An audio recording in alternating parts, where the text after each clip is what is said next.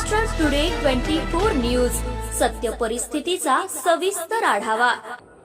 स्वराज्य संस्था, महानगरपालिका, नगरपालिका रणधुमाळी। नेत्यांचं मत कोणाला, जनतेचा कौल कोणाला?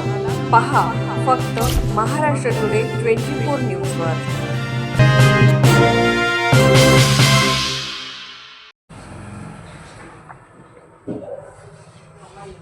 जिंतूर नगर परिषद निवडणूक 2025। जिंतूर नगरपालिकेवर भाजपाचा झेंडा। प्रताप देशमुख अध्यक्ष। नगर परिषद निवडणूक 2025चा निकाल जाहीर झाला असून जिंतूर शहराच्या राजकारणात मोठा बदल पाहायला मिळतोय।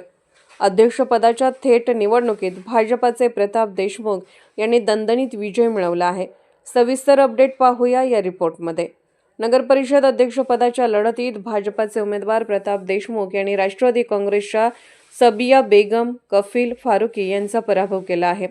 प्रताप देशमुख यांना एकूण 13,122 मते तर सबिया बेगम कफील फारुकी यांना 9,955 मते मिळाली।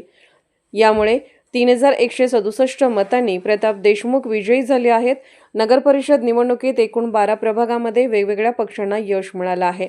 प्रभाग क्रमांक 1 मध्ये राष्ट्रवादी काँग्रेस आणि भाजपला प्रत्येकी 1 जागा, प्रभाग क्रमांक 2 काँग्रेसकडे, प्रभाग क्रमांक 3, 4, 6, 7, 8, 11 आणि 12 भाजपाकडे, प्रभाग क्रमांक 5 काँग्रेसकडे तर प्रभाग क्रमांक 9 आणि 10 राष्ट्रवादी काँग्रेसकडे गेले आहेत।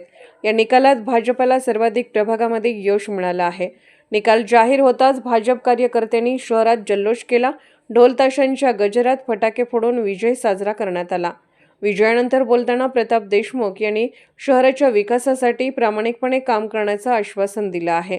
नगर परिषद निवडणूक 2025 मध्ये भाजपाने अध्यक्षपदावर विजय मिळवत आपली ताकद सिद्ध केली आहे। आता नागरिकांच्या अपेक्षांकडे नव्या अध्यक्षाचं लक्ष असणार आहे।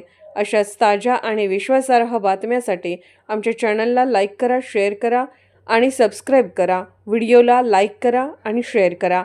महाराष्ट्र टुडे मराठीसाठी ब्युरो रिपोर्ट, जिंतूर, परभणी।